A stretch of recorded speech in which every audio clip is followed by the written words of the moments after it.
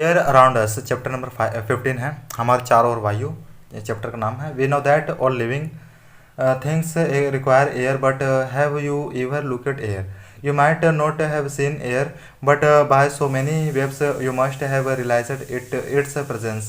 You realize it when the leaves of the trees rustle, or we see the hanging clothes sway when the fan is switched on. The pages of an open book begin faltering. Kite can fly due to moving air. Recall activity 3 in chapter 5, in which you separated the sawdust and sand by winnowing process. Winnowing is more effective in moving wind. You may have seen that during storms the air blows at a very high speed. It may even uproot large trees and blow off the rooftops. Have you ever enjoyed by playing with a फिरकी? अध्याय 9 में हमने यह सीखा है कि सभी जीवों को वायु की आवश्यकता होती है। लेकिन क्या आपने कभी वायु को देखा? आपने कभी नहीं देखा होगा, लेकिन निश्चित ही वायु की उपस्थिति कई तरीकों से अनुभव की होगी। इसे आप तब अनुभव करते हैं जब पेड़ों को पत्तियां खड़खड़ाती है, या कपड़े सुखाने वाले तार पर लटकने कपड़े धीरे धीरे हिलते हैं, पंखे के चालू होने पर खुली पुस्तक के पृष्ठ आवाज़ करने लगते हैं। वायु के बहने के कारण ही आपकी पतंग का उड़ना संभव होता है। क्या आपको अध्याय 5 का क्रियाकलाप 3 याद है, जिसमें आपने रेत और बुरादे का निष्पासन द्वारा अलग किया था? निष्पासन की प्रक्रिया बहती वायु में अधिक प्रभावी होती है। आपने ध्यान दिया होगा कि तूफानों के समय वायु बहुत तेज गति से चलती है। कभी कभी तो यह पेड़ों को भी उखाड़ देती है तथा छतों के ऊपरी हिस्सों को भी उड़ाकर ले जाती है। क्या आप कभी फिरकी से खेलें? Activity 1, let us prepare a फिरकी of our own. Process of making फिरकी is show in figure. Activity 1 क्रियाकलाप 1, आइए चित्र में दिए गए निर्देशों के अनुसार हम अपनी एक फिरकी बनाते हैं। Hold the stick of the फिरकी in your hand and place it in various directions in an open region. Move it a little back and forth. Notice what happens. Does the फिरकी rotate? What I think makes a फिरकी to rotate moving wind, isn't it? फिरकी की डंडी को पकड़िए और उसे एक खुले क्षेत्र में भिन्न भिन्न दिशाओं में रखिए। इसे थोड़ा आगे पीछे खींचिए। देखिए क्या होता है। क्या फिरकी घूमती है? फिरकी को कौन घुमाता है? क्या इसे वायु नहीं घुमा रही है? Have you ever observed a weather cock? It indicates the direction in which the wind is blowing at the place. क्या आपने वात सूचक को घुमाते हुए देखा? यह उस दिशा में रुक जाता है जिसमें कि उस स्थान पर वायु चल रही होती है। Each air present everywhere around us. Now close your fist. What you have inside it, nothing. Try to find out this by the following activity. अपनी नो क्या वायु हमारे चारों ओर हर जगह उपस्थित है? अपनी मुट्ठी बंद करें। इसके अंदर क्या है? कुछ नहीं। इसका पता लगाने के लिए निम्नलिखित क्रियाकलाप कीजिए। Activity 2, take an empty glass bottle. Is it really empty और does it has something inside? Move it upside down. Is something inside it now? अपनी मुट्ठी नो। क्रियाकलाप 2 है, कांच की एक खाली बोतल लीजिए। क्या यह वास्तव में बिल्कुल खाली है या इसके अंदर कुछ है? अब इसे उल्टा कीजिए। क्या अब इसके अंदर कुछ है? Now submerge the open mouth of the bottle into a bucket filled with water. Observe the bottle carefully. Does the water go inside the bottle? Now tilt the bottle slightly.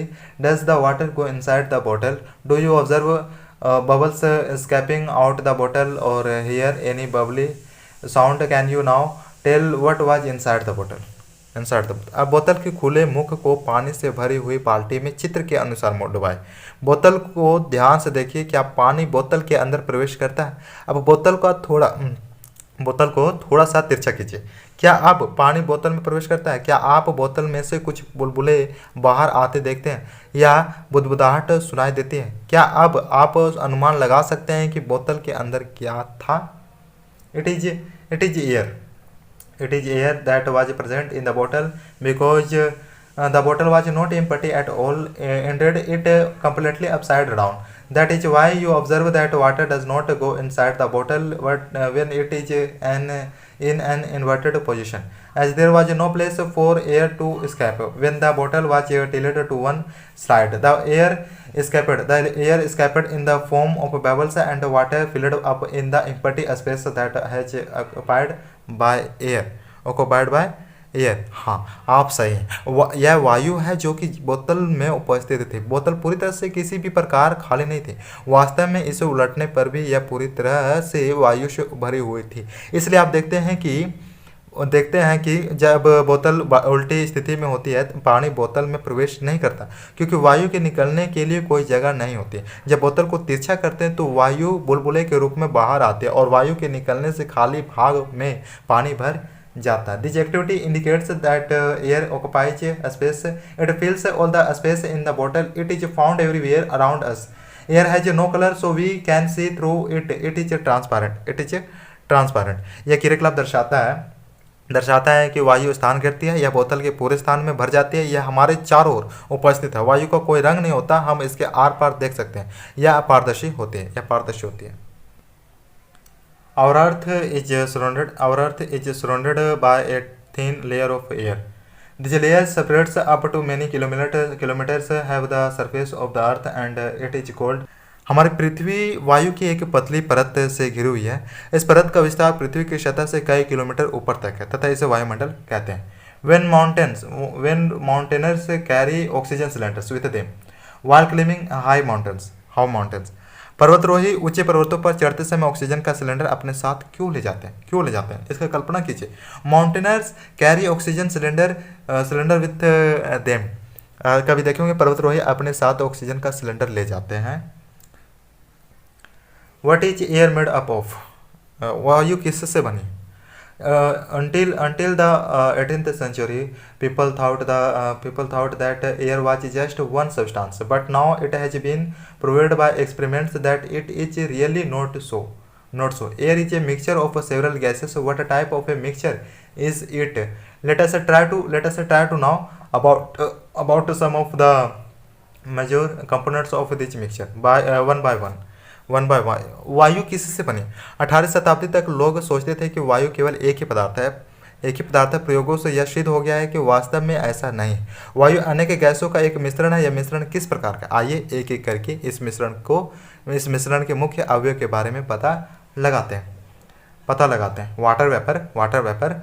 We have studied that air contains water vapour. We have also learned that where air comes in contact with a cool surface it condense and small drops of water appear on the cooled surfaces of the earth. The presence of water vapor in air is essential for the water cycle in nature। हमने पहले पढ़ा है कि वायु में जलवाष्प विद्यमान होती है। हमने यह भी देखा है कि जब वायु किसी ठंडे पृष्ठ के संपर्क में आती है तो इसमें उपस्थित जलवाष्प ठंडी होकर संघनित हो जाती है तथा जल की बूंदें ठंडे पृष्ठ पर दिखाई देती है। प्रकृति में जल चक्र के लिए वायु में जलवाष्प का उपस्थित होना अनिवार्य है। Oxygen activity 3। Take 2 candles of the same size and fix them in the centre of 2 shallow containers। Now pour some water in the containers, light the candles and then cover each candle with an inverted glass, but one glass should be taller than others। Observe carefully what happens to the lightly candles and water level do both the candles and water level do both the candles continue to burn or go off? Does the level of water inside the glasses remain the same as earlier? Oxygen के बारे में है। अपने शिक्षक की उपस्थिति में 2 उथले पात्रों में 2 समान आकार की मोमबत्तियों को बीच लगाइए। अब पात्रों में कुछ पानी डाल दें। अब मोमबत्तियां जलाएं तथा चित्र के अनुसार प्रत्येक मोमबत्ती के ऊपर एक गिलास उलट कर रख दें। एक गिलास दूसरे से बड़ा हो। ध्यानपूर्वक देखिए कि जलते हुई मोमबत्ती और पानी की सतह को क्या हुआ है। The burning of the candle must be possible due to the presence of some component of the air inside the glass, isn't it? Do you notice any difference in your observations with the 2 glasses of different heights? What can be the reason for this difference? क्या मोमबत्ती जलती रहती है या बुझ जाती है? क्या गिलासों के अंदर जल का स्तर एक समान रहता है? Burning of any object can be possible only in the presence of oxygen, so we observe that one component of air is oxygen।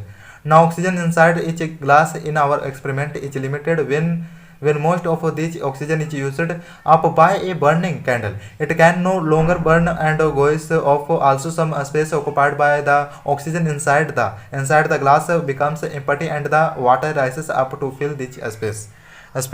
मोमबत्ती का जलना निश्चय ही वायु के किसी अवयव की उपस्थिति के कारण संभव है। क्या ऐसा नहीं है? क्या भिन्न भिन्न अलग अलग लंबाई के दो गिलासों से अपने प्रेक्षण में कोई अंतर आता है? क्या इसका क्या कारण हो सकता है?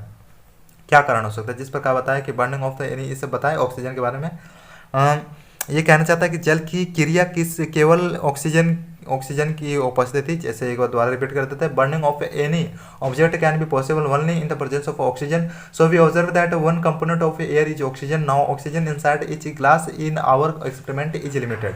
When most of this oxygen is used up by a burning candle, it can no longer burn and goes off. Also, some space occupied by the oxygen inside the glass becomes empty and the water rises up to fill this space. जलने की क्रिया केवल oxygen की उपस्थिति में ही संभव है. हम देखते हैं कि वायु का एक अवयव ऑक्सीजन है. अब वायु और इसी कारण उसके ऑक्सीजन अवयव हमारे प्रयोग में लाए गए गिलास में शामिल मात्रा में है. जब यह ऑक्सीजन जलती हुई मोमबत्ती के द्वारा प्रयोग कर ली जाती है तो मोमबत्ती अधिक समय तक नहीं जल पाती तथा वह बुझ जाती है. इसके अतिरिक्त जैसे ही मोमबत्ती बुझती है, जल ऊपर चढ़ जाता है. तथापि जल के ऊपर उठने की घटना को मोमबत्ती के गलने में प्रयुक्त ऑक्सीजन के साथ नहीं जोड़ा जाना चाहिए. Nitrogen did you notice that a major part of air is still present in the glass even after the candle blow out in activity 3. This shows the presence of some components in the air which do not help in burning. The major part of the air which does not support burning candle is called nitrogen. It occurs nearly 4/5 part of the space filled by air. और nitrogen के बारे में है. मोमबत्ती के बुझने के बाद भी क्या आपने यह देखा कि वायु का एक बड़ा भाग अब भी गिलास में शेष रह जाता है? यह सूचित करता है कि वायु के कुछ अवयव जलने में सहायक नहीं होते. वायु का बड़ा भाग जो मोमबत्ती के जलने में उपयोग नहीं हुआ नाइट्रोजन कहलाता है. यह वायु का लगभग 4/5 भाग घेरता है. Carbon dioxide if a material is burning in a closed room then you might have realised suffocation. This is due to accumulated excess of carbon dioxide in the room as the burning continues. Carbon dioxide is present in the form of a small component of the air around us. Animals and plants use oxygen for respiration and produce carbon dioxide. Animal and plant matter on burning also uses oxygen and produce mainly carbon dioxide and some other gases. Carbon dioxide एक बंद कमरे में जब कोई पदार्थ जल रहा होता है तो शायद आपने घुटन महसूस की होगी. यह घुटन कमरे में कार्बन डाइऑक्साइड की अधिक मात्रा एकत्र करने के कारण हुई है जो कि लगातार किसी वस्तु के जलने के कारण बनती है. हमारे चारों ओर की वायु का एक छोटा अवयव कार्बन डाइऑक्साइड होता है. पादप एवं जंतु श्वसन प्रक्रिया में ऑक्सीजन का उपयोग करते हैं और कार्बन डाइऑक्साइड बनाते हैं. जलने पर ऑक्सीजन का उपयोग कर मुख्यतः कार्बन डाइऑक्साइड तथा कुछ अन्य गैस बनाते हैं. Dust and smoke. The burning of fuel and materials also produce smoke. Usually smoke contains a few harmful gases and fine dust particles. Due to this reason you see long chimneys in factories. All this takes the harmful smoke and gases away from our noses but brings it closer to the birds which are flying up in the sky. धूल तथा धुआं. ईंधन तथा पदार्थों के जलने से धुआं भी उत्पन्न होता है. धुएं में कुछ गैस एवं सूक्ष्म धूल कण होते हैं जो प्राय हानिकारक होते हैं. इस कारण आप कारखानों में लंबी चिमनियां देखते हैं. ये चिमनियां हानिकारक धुएं तथा गैसों को हमारी नाक से तो दूर ले जाती है लेकिन आकाश में उड़ते हुए पंछियों के बिल्कुल नजदीक ले जाती है. वायु में धूल के कण सदैव उपस्थित रहते हैं. The air always contain dust particles. Activity 4. For this activity, choose a sunny room in your home. Close all its windows, doors, and pull down the curtains to make the room dark. Now open the door or a window facing the sun just a little, so that it allows sunlight to enter the room. Look carefully at the entering beam of sunlight. Activity 4 है, अपने विद्यालय घर में धूप वाला एक कमरा खोजिए। सारे दरवाजे तथा खिड़कियां बंद कर दे तथा पर्दे आदि डालकर कमरे में पूरा अंधेरा कर दे। जिस दिशा से सूर्य का प्रकाश आ रहा है उस ओर के दरवाजा या खिड़की को बिल्कुल थोड़ा सा खोले, जिससे सूर्य का प्रकाश एक पतली झिरी के द्वारा कमरे के अंदर आ सके। अंदर आते हुए सूर्य को किरणों की ओर सावधानी पूर्वक देखिए। Do you observe some tiny cyanide particles moving in the beam of sunlight? What are these particles? Particles. क्या आप यह देखते हैं कि सूर्य की किरणों में कुछ छोटे छोटे चमकीले कण तेजी से घूम रहे हैं? ये कण क्या है? During cold winters, you might have seen similar kind of beam of sunlight filter through the trees in which small dust particles appear to dance continuously. अत्यधिक सर्दियों में आपने पेड़ों की पत्तियों से छन कर आते हुए सूर्य के प्रकाश किरण पुंज को देखा होगा, जिसमें धूल कण नृत्य करते प्रतीत होते हैं। We have this indicates that air also contains dust particles. The amount of dust particles changes from time to time as from place to place. यह दर्शाता है कि वायु में धूल के कण भी उपस्थित होते हैं। वायु में धूल के समय तथा स्थान के साथ बदलते रहते हैं। We inhale air when we breathe through our nostrils. Fine hair and mucus are present inside our nose. They prevent dust particles from getting into the respiratory system. जब हम नाक से सांस लेते हैं तो हम वायु अंदर लेते हैं। धूल के कणों को श्वसन तंत्र में जाने से रोकने के लिए हमारी नाक में छोटे छोटे बाल तथा श्लेष्मा उपस्थित होते हैं। Policemen regulating traffic at a crowded crossing often wear a mask. भीड़ भरे चौराहे पर एक पुलिसकर्मी द्वारा मुखौटा पहनकर यातायात नियंत्रण। Can I ask you why the policeman in a figure is wearing a mask? इसमें मोहन पूछना चाहता है कि या पूछ रहा है कि चित्र में दिखाया गया पुलिसकर्मी ने मुखौटा क्यों पहना है? Have you ever scolded by your parents or any other family member when you breathe through your mouth? If you breathe through your mouth, harmful dust particles may enter your body. इसमें बताना चाहता है कि क्या आप उस पल को याद कर सकते हैं जब आपके अभिभावक ने आपके मुंह से सांस लेने के लिए कारण डांटा हो? अगर आप मुंह से सांस लेंगे तो हानिकारक धूल के कण आपके शरीर में प्रवेश कर जाएंगे। We may thus conclude that air contains dust particles, water vapor, and some gases. The gases present in air are mainly oxygen, nitrogen, a small amount of carbon dioxide, and several other gases. However, there may be some differences in the composition of air from place to place. We observe that air contains mostly oxygen and nitrogen. Indeed, these two gases together make up 99% of the air. The remaining 1% of air is constituted by carbon dioxide and some other gases, water vapor and dust particles. इससे हम यह निष्कर्ष निकालते हैं कि वायु में कुछ गैसें, जल वाष्प तथा धूल के कण विद्यमान होते हैं। वायु में मुख्यतः नाइट्रोजन, ऑक्सीजन, थोड़ी मात्रा में कार्बन डाइऑक्साइड तथा इससे भी कम मात्रा में अन्य गैसों का मिश्रण होता है। तथापि वायु के संरचना में स्थानीय भिन्नता हो सकती है। हम देखते हैं कि वायु में नाइट्रोजन तथा ऑक्सीजन की मात्रा अधिक होती है। वास्तव में ये दोनों गैस मिलकर वायु का 99% भाग बनाती है। शेष 1% में कार्बन डाइऑक्साइड, कुछ अन्य गैस, जलवाष्प तथा धूल के कण होते हैं। Seema is curious to know why the transparent glass of window appears hazy if it is not cleaned regularly. One wants to know why during an instant of fire it is advised to wrap a woolen blanket over a burning object. सीमा जानना चाहती है कि अगर पारदर्शी शीशे की खिड़कियों को नियमित रूप से साफ न किया जाए तो वह धुंधली क्यों हो जाती है। और मोहन जानना चाहता है कि आग लगने की घटना के समय जलती हुई वस्तु के ऊपर कंबल लपेटने की सलाह क्यों दी जाती है। How does oxygen become available to animals and plants living in water and soil. पानी तथा मिट्टी में रहने वाले जीवों और पौधों को ऑक्सीजन कैसे मिल पाती है। Activity 5, take some water in a beaker, hit it slowly on putting a tripod stand, observe the inner surface of the vessel carefully before the water is to boil. Do you find teeny bubbles on the inside? These bubbles are made by the air dissolved in water. When you hit the water, the air. Activity 5, beaker या किसी कांच के बर्तन में थोड़ा पानी लीजिए, इसको त्रिपाद स्टैंड के ऊपर रखकर धीरे धीरे गर्म करें। पानी के उबलने से पहले सावधानी पूर्वक के अंदर की सतह को देखिए, क्या आप छोटे छोटे बुलबुले इससे चिपके हुए देखते हैं? ये बुलबुले पानी में घुली हुई वायु के कण बनते हैं जब आप पानी गर्म करते हैं। Dissolved in it escapes in the form of bubbles. As you continue hitting, the water converts itself into vapor and at last starts to boil. We have learnt in earlier chapters that the animals surviving in water use the dissolved oxygen in water.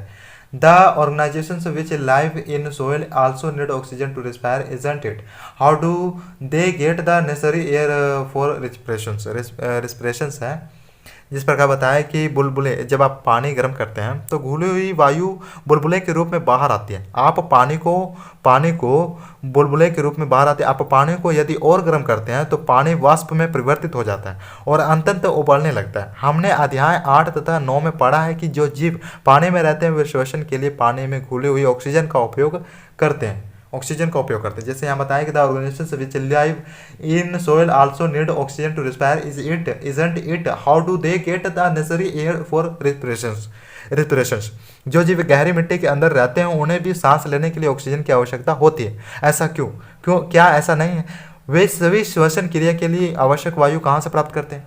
Activity 6 यहाँ पर बताया गया, here is a question from will the tiny air bubbles seen before the water actually boils also appear if we do this activity by reheating boiled water kept in any air tight bottle? If you do not know the answer, you may try doing it and see for yourself. यहाँ पर पहले सीमा जानना चाहते हैं कि क्या छोटे छोटे वायु की बुलबुले तब भी दिखाई देंगे यदि हम वायु रोधी बोतल में रखे ठंडे किए हुए उबले हुए पानी को पुनः गर्म करके इस क्रियाकलाप को करते हैं? अगर आप इसका उत्तर नहीं जानते तो ऐसा कीजिए और देखिए। Activity 6, Activity take a lump of dry soil in a glass, pour water to it and observe what happens. Do you see bubbles escaping from soil? These bubbles show the presence of air in the soil. Activity 6 है, एक beaker या कांच के गिलास में सूखी मिट्टी का एक ढेला लीजिए, इसमें पानी डालिए और अवलोकन कीजिए कि क्या होता है। क्या आप मिट्टी से बुलबुले निकलते हुए देखते हैं? ये बुलबुले संकेत करते हैं कि मिट्टी में वायु होती है। When the water is added to the lump of soil, it displaces the air which can be seen in the form of bubbles. The organizations that survive inside the oil and the plant roots use this air to respire. A lot of organizations will form burrows and holes very deep inside soil. These burrows have spaces available for air to move out and in from soil. जब मिट्टी के ढेले पर पानी डाला जाता है तो उसमें विद्यमान वायु विस्थापित हो जाती है जो बुलबुले के रूप में दिखाई देती है। मिट्टी के अंदर पाए जाने वाले जीव या पौधे की जड़ें श्वसन के लिए इसी वायु का उपयोग करते हैं। मिट्टी के जीव गहरी मिट्टी में बहुत ही मांद तथा छिद्र बना लेते हैं। इन छिद्रों के द्वारा वायु को अंदर व बाहर जाने के लिए जगह उपलब्ध हो जाती है। Burrows and holes occupied by the air in the soil. In these conditions, organizations serving in the soil have to come out from the soil for respiration. Could this be the reason why earthworms escape from the soil only during heavy rains? Yes, right. उपलब्ध हो जाती है, लेकिन जब भारी वर्षा हो जाती है तो इन छिद्रों एवं मादों में वायु की जगह पानी भर जाता है। अंदर रहने वाले जीवों को सांस लेने के लिए जमीन पर आना पड़ता है। क्या यही कारण है कि केंचुआ केवल भारी वर्षा के समय पर ही जमीन से बाहर आते हैं? Have you ever thought why all the oxygen of our atmosphere does not get used up? All too many kinds of organizations are consuming it. Who is replacing the oxygen in the atmosphere? क्या आपने कभी यह सोचा है कि सारे जल के ऑक्सीजन समाप्त क्यों नहीं होते? वायुमंडल में ऑक्सीजन की प्रतिस्थापित कौन करता है? The oxygen in the atmosphere replaced. वायुमंडल में ऑक्सीजन कैसे विस्थापित होती है? We have learnt about photosynthesis. In this process, plants produce their own food and they release oxygen along with it. Plants also use oxygen for respiration, but they produce more oxygen than they consume. Thus we say that plants produce oxygen. वायुमंडल में oxygen कैसे स्थापित होती है? अध्याय 7 में हम प्रकाश संश्लेषण के बारे में पढ़ चुके हैं। इस प्रक्रिया में पौधे अपना भोजन स्वयं बनाते हैं तथा इसके साथ ही ऑक्सीजन उत्पन्न होती है। पौधे श्वसन में ऑक्सीजन का उपयोग करते हैं, परंतु उपयोग की गई ऑक्सीजन की तुलना में वे अधिक ऑक्सीजन उत्पन्न करते हैं, इसलिए हम कहते हैं कि पौधे ऑक्सीजन उत्पन्न करते हैं।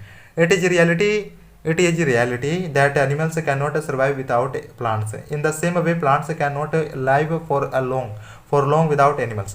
They would consume all the carbon dioxide present in the atmosphere. We can observe that both need each other for maintaining the balance of carbon dioxide and oxygen in the atmosphere. This indicates that the plants and animals depend on each other.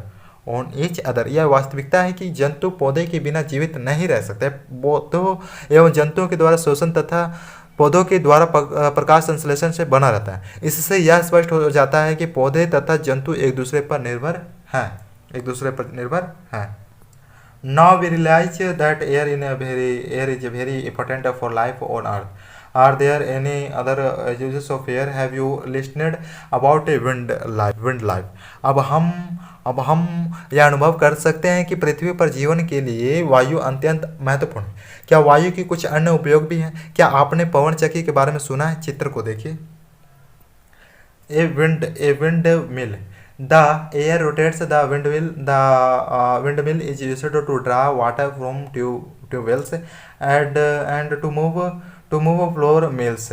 Windmills are also used to produce electricity. Wind helps in the movements of sailing yachts, airplanes, gliders, and parachuters.